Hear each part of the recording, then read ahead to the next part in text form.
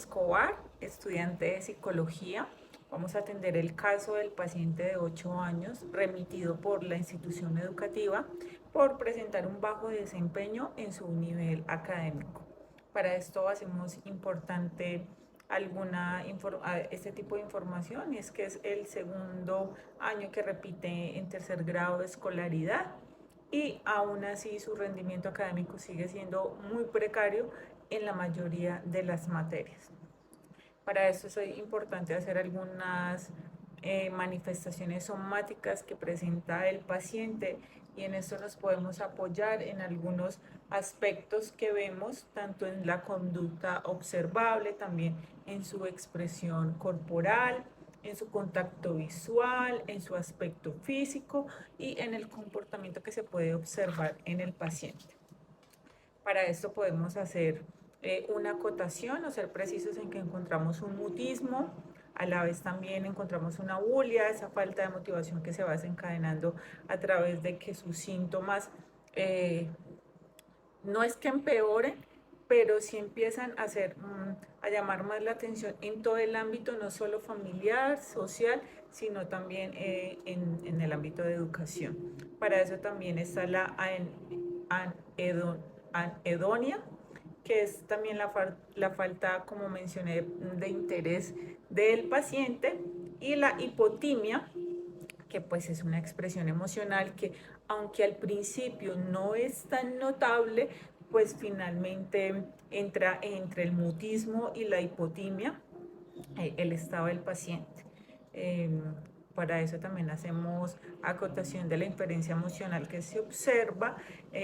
También es plano el paciente en casi toda la historia que transcurre. Y para eso, para hacer final de algunas acotaciones que hacemos en cuanto a las manifestaciones somáticas, vemos el afecto pueril, que es la modulación afectiva pobre. Así podemos concluir que el motivo de consulta del paciente es observar por qué hay un bajo desempeño académico, aunque sea su segundo grado de escolaridad, y poder visualizar o poder observar de manera puntual otro tipo de comportamiento que nos permita dar un mejor aporte a este paciente, teniendo en cuenta que todo niño tiene derecho a la educación.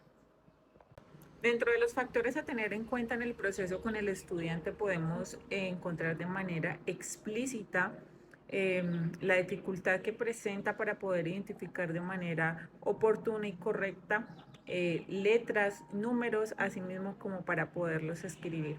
Se nota que hay letras que toma al revés, al igual que los números.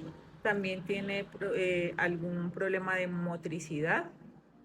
También a su vez se puede encontrar de manera implícita, no solamente en el paciente, sino en sus padres, el desconocimiento y de esta situación, y que creen que es simplemente cuestión de autoridad y de poder ejercer un poco más de presión para poder evolucionar en el rendimiento académico del paciente.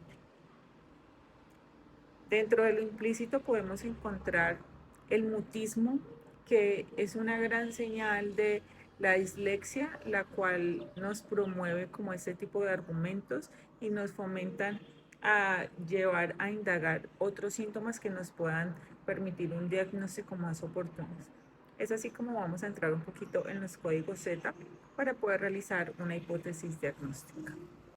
Teniendo en cuenta que el paciente es un menor de edad, debemos de entender que hay varios factores o varios entes que están involucrados en el proceso y desarrollo de él, y por el cual se debe de involucrar desde los procesos educativos, la manera de enseñanza, desde los profesores, desde la modalidad de educación, desde la intervención de los padres, desde cómo él puede afrontar esta discapacidad desde su vida social con sus amigos.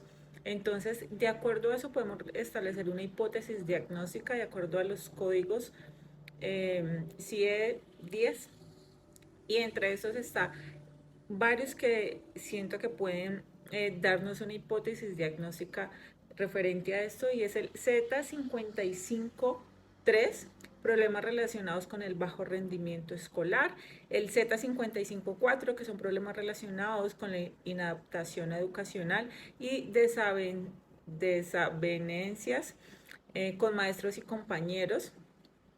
Y también podemos observar el Z55-8, otros problemas relacionados con la educación y la alfabetización. Estos son algunos de los códigos que nos pueden acercar a la hipótesis diagnóstica.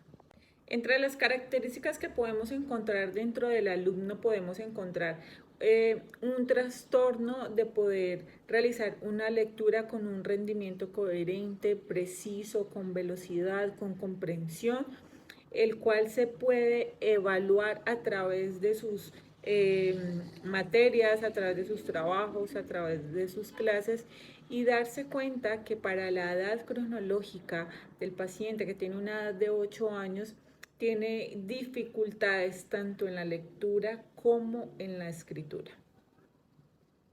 Es así como debemos de poder identificar si solamente hay un déficit en poder realizar una lectura, una comprensión y una velocidad de acuerdo a su edad, si su motricidad está afectada, si neurológicamente también podría ser una afectación, y así poderlo diagnosticar como un trastorno.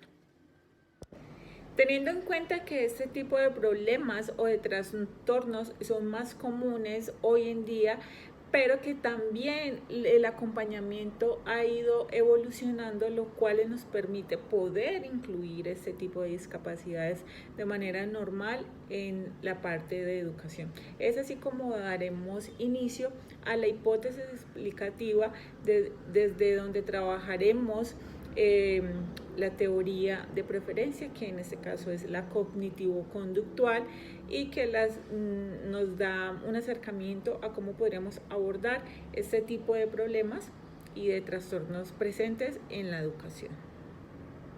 Para este caso vamos a manejar las técnicas del modelo cognitivo-conductual, teniendo en cuenta que es un modelo muy amoroso con el paciente, que se puede trabajar desde la armonía del ser hasta la expansión de sus habilidades y de sus virtudes.